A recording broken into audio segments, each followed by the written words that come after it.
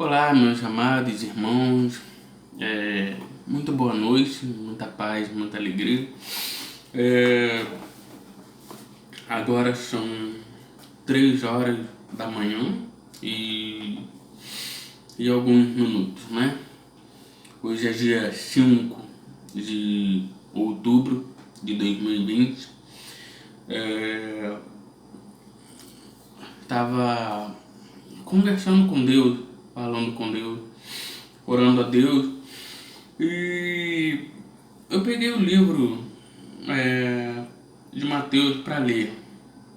E quando eu comecei a ler o livro de Mateus, eu comecei a perceber algo que Deus começou a falar comigo naquele livro, nos Evangelhos de Mateus. Eu nunca tinha percebido intensidade, né? A intensidade de algo que faz com que você perceba que Deus quer falar algo com você, só que aí você não percebe. Então, eu estava lendo livros de Mateus, a genealogia de Jesus, depois eu li sobre a visita dos magos, a fuga do Egito, e fui lendo. Quando chega no versículo 16 do capítulo 2 de Mateus, algo que chamou muito a minha atenção, no versículo 15, diz assim, olha, versículo 14, José levantou-se de noite, tomou o menino e sua mãe e partiu para o Egito. Ou seja, naquela época ali havia pessoas, os sábios do Oriente, que estavam procurando Jesus para matá-lo. Certamente você vê que se eles conseguissem achar Jesus, eles iriam matar Jesus, e se eles matassem Jesus, poderia frustrar um plano poderosíssimo da parte de Deus. Imagina Jesus morrendo antes do tempo, né? Então, tu vê o tamanho do poder de Deus, que fez com que aqueles homens, todos eles, não se aproximassem do próprio Filho de Deus para fazer maldade com ele. Nem por causa da estrela e nem por causa da revelação dos profetas em si que ele recebeu nas antigas sagradas escrituras em si. Eu começo a perceber que o nascimento de Jesus, quando a Bíblia fala que a estrela o acompanhava, era um sinal também de astrologia, né? Quando você estuda a astrologia, você vai ver que existem muitas coisas que combinam em cima e embaixo. Existem muitas coisas que muitas pessoas não sabem. Por exemplo, vou citar uma das coisinhas que eu aprendi da astrologia, que ela aconteceu biblicamente, porém pessoas desprezam a astrologia. A astrologia, eu estou falando de ciência, pessoas que dominam a NASA e tudo mais. Então, eu comecei a perceber que havia algo poderosíssimo. Você quer ver? Você pega as pirâmides do Egito. Vamos na pauta que eu vou explicar melhor. Você pega a pirâmide do Egito. A pirâmide do Egito ali são 3 pirâmides, né? Cada um de um tamanho equivalente a medidas iguais, né? Porém formam uma pirâmide perfeita, cada uma delas. Só que cada pirâmide existe uma pedra de cristal ou não uma pedra de dolomita na ponta de cada uma delas. Cada uma das pedras representa uma estrela de cinturão de Órion das 3 Marias, ou seja, tem as estrelas de cinturão de Órion e tem as 3 Marias, né? Aqui a estrela, a cinturão de Órion. E o mais engraçado é que as pirâmides do Egito elas estão alinhadas com o cinturão de Órion. E você vê também que Noé ele teve 3 filhos, Sem, Cã e Jafé. Mistério, né? Então pela astrologia você vê que muitas coisas aconteceram, né? Estrelas de Davi, raiz de Davi. Quem é a estrela de Davi? A estrela de Davi é Jesus. Então, logicamente, você percebe, né, que Jesus, quando ele nasceu, a estrela que estava no Oriente foi acompanhando, né, os sábios, os magos, né, não sei qual é o nome, mas eram sábios do Oriente, não eram apenas magos, né, mas os sábios do Oriente, eles acompanharam aquela estrela até um lugar onde estava o menino Jesus, até o lugar onde estava o bebê. Porém, pela astrologia, você vai ver também que ali estava nascendo não somente uma pessoa chamada Jesus, mas estava nascendo aquele que no Apocalipse ele é declarado estrela da manhã e raiz de Davi, né? Ele é a resplandecente estrela da manhã. Bom, com todas essas importâncias, por que eles estavam procurando matar Jesus? Porque, na verdade, pela astrologia, eles descobriram pela profecia de Isaías, era necessário que o Messias, o Cristo de Israel, né, o Cristo, o remidor, o ungido, o profeta do Deus Altíssimo, nascesse do ventre de uma mulher virgem, né? No capítulo 7 ali, sinal de Emanuel, no livro de Isaías. E no capítulo 9 ali está falando sobre ele quebrar o jugo, né? Sobre o Espírito do Senhor no ombro dele, a autoridade de Deus sobre ele, para quebrar o jugo e despedaçar o mundo das trevas, né? E você vê ali, olha, José levantou-se de noite, tomou o menino e sua mãe e partiu para o Egito. Ali permaneceu até a morte de Herodes, para que se cumprisse o que o Senhor havia dito pelo profeta: do Egito chamei o meu filho.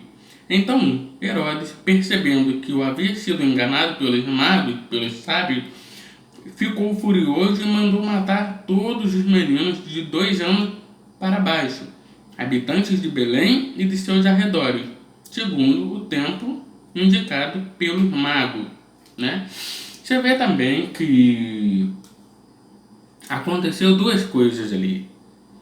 Primeiro,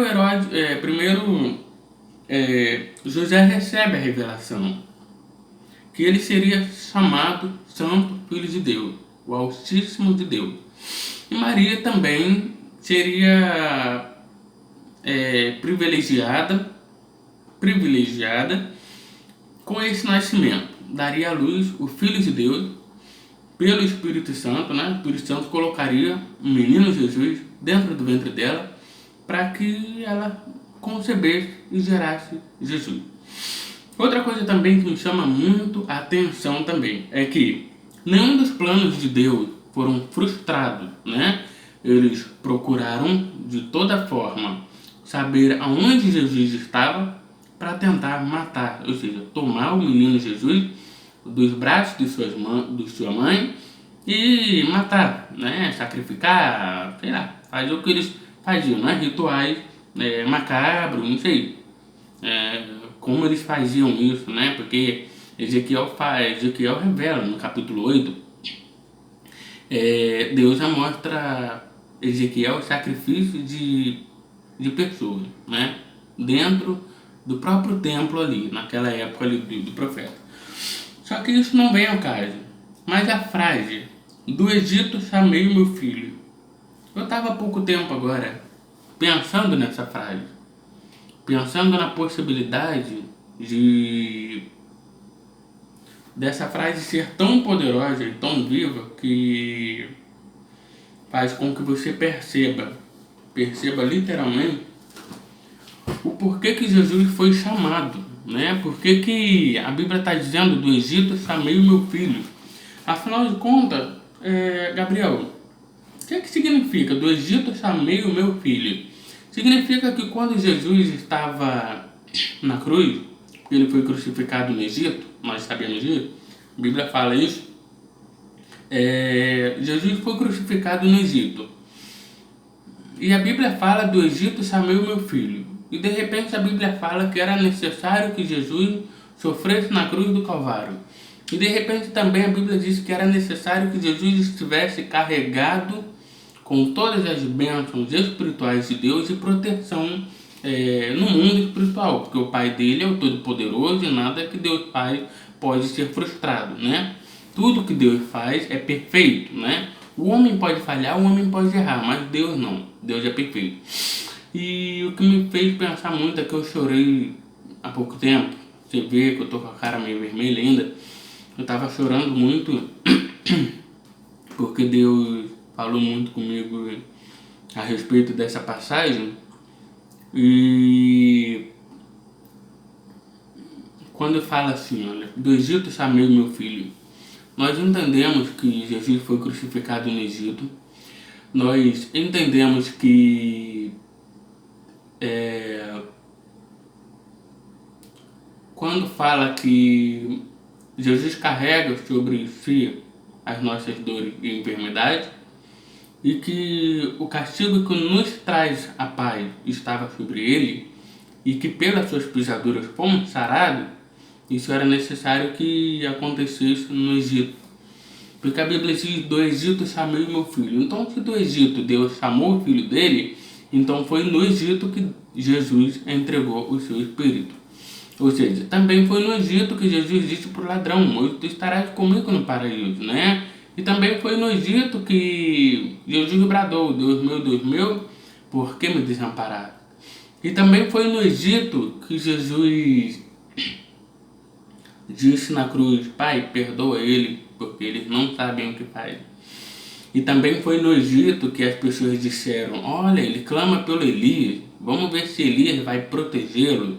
Porque afinal de contas ele disse Eli, lama sabachthani, né? E ele estava dizendo Deus meu, por que me desamparar? Não era um sinônimo, não é porque ele disse Eli, lama sabachthani que ele estava dizendo que Eli, né, viria proteger ele. Mas pensaram que Elias viria soltar ele da cruz. Porém Elias não veio, né? E Jesus ele entrega o seu espírito. E essa mensagem ela é tão poderosa que Paulo fala que ele triunfou das trevas na cruz. Ou seja, ele colocou os braços deles horizontal e desprezou as trevas e triunfou da treva na cruz, trazendo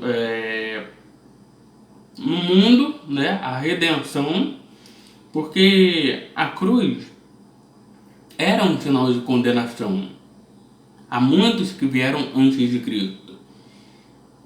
Porém, quando Jesus pisou na terra, que quando ele foi crucificado, aí você poderia enxergar o poder da redenção, né? Porque a cruz de Jesus foi para nós a redenção, foi o preço mais alto que ele pagou. O preço mais alto que ele pagou foi ser crucificado. Cada vez que eu penso na cruz, eu choro. Cada vez que eu imagino o poder que a cruz tem, é uma lágrima que Deus consegue arrancar dos meus olhos. Cada vez que eu olho para a cruz, eu vejo vida entrar dentro de mim. Eu não consigo ver mais o Evangelho sem a cruz. Não consigo ver mais o Evangelho sem olhar para a cruz. Eu não consigo olhar para Jesus sem reconhecer o poder dele na cruz, o poderio dele na cruz. Eu não consigo olhar para Jesus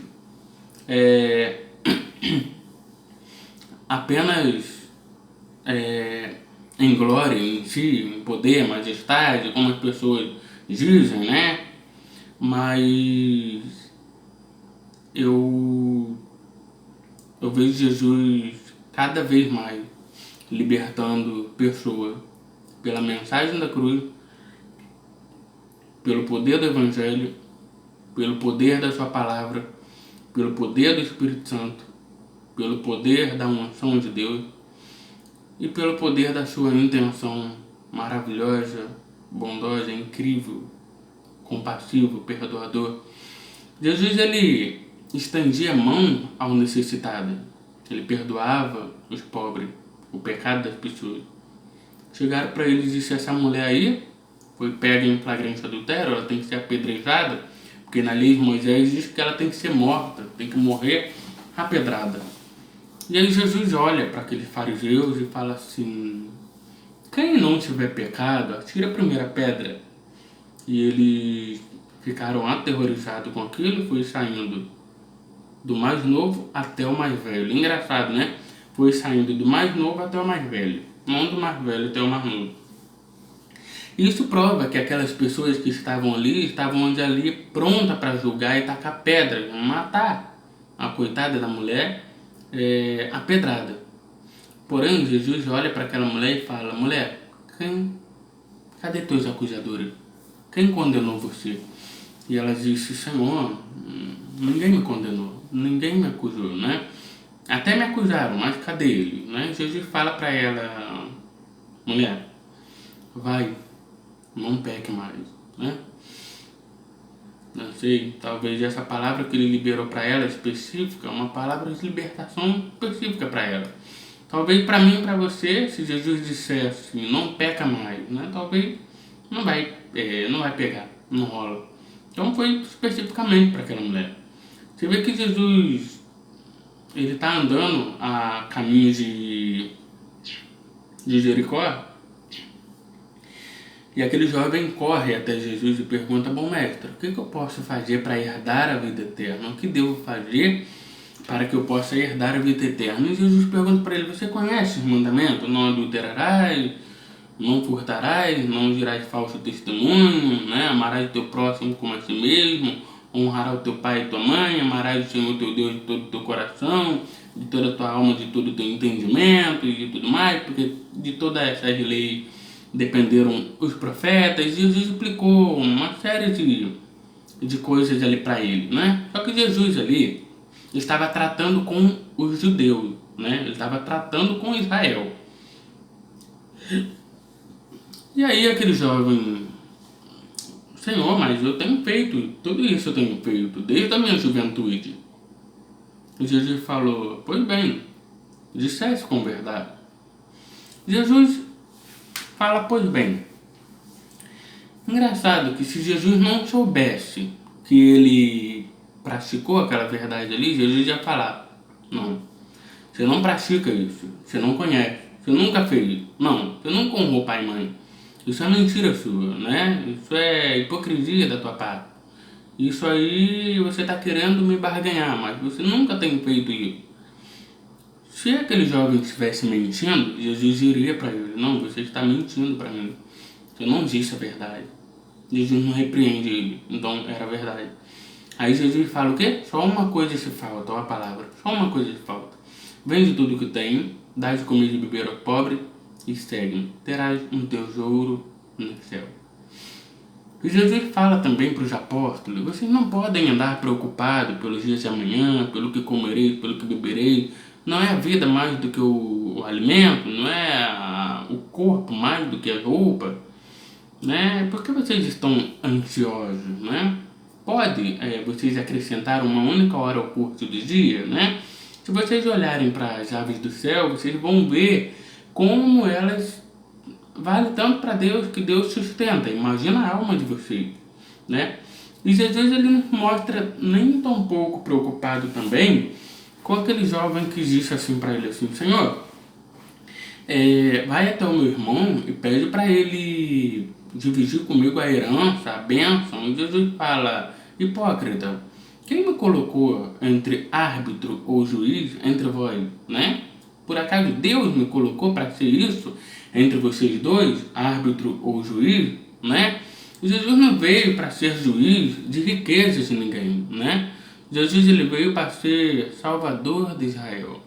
Jesus, ele veio para cumprir um propósito na terra. E o único propósito dele era manifestar o Pai, para mim, para você, trazer libertação, quebrar cadeado, arrebentar corrente, despedaçar o jugo do inferno e tacar fogo nos demônios e libertar pessoas da guerra do diabo. Esse é o propósito de Jesus.